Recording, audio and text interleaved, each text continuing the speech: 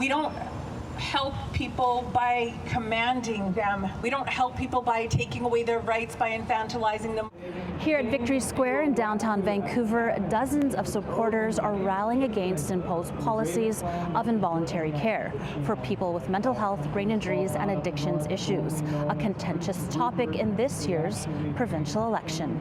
Involuntary care is pretty much like locking them up into a secure care building and not without any freedoms or anything, and it's someone doing that unwillingly too, without their permission. The executive director of the Coalition of Peers Dismantling the Drug War says forcing people into treatment will only cause more damage. What we need to focus on now is just regulated drug supply, really. The leader of the BC NDP and B.C Conservatives have used involuntary care as a platform ahead of the October 19th election. What we are doing for the group of people that are unable to consent, that are unable to ask for help when they need it, we need to do more. What we also need, though, is that involuntary compassionate care.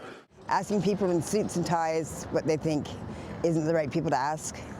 They should be asking the people that are living with drug use. The BC Greens is advocating for voluntary care and supporting people seeking treatment. BC's former chief coroner says involuntary care is not the way forward. How can we then incarcerate them involuntarily when there's no evidence that that would be successful? We are just setting ourselves up for a disaster. Simona Marsh with the Vancouver Area Network of Drug Users says her friends seeking addiction treatment found it inaccessible. They were trying and they kept saying, oh, you have to jump through this hoop and you have to wait for this date. And then they just said, you know what, I'm not going to do this anymore, and then just kept using. And one of my friends actually eventually died. In Vancouver, Angela Bauer, City News.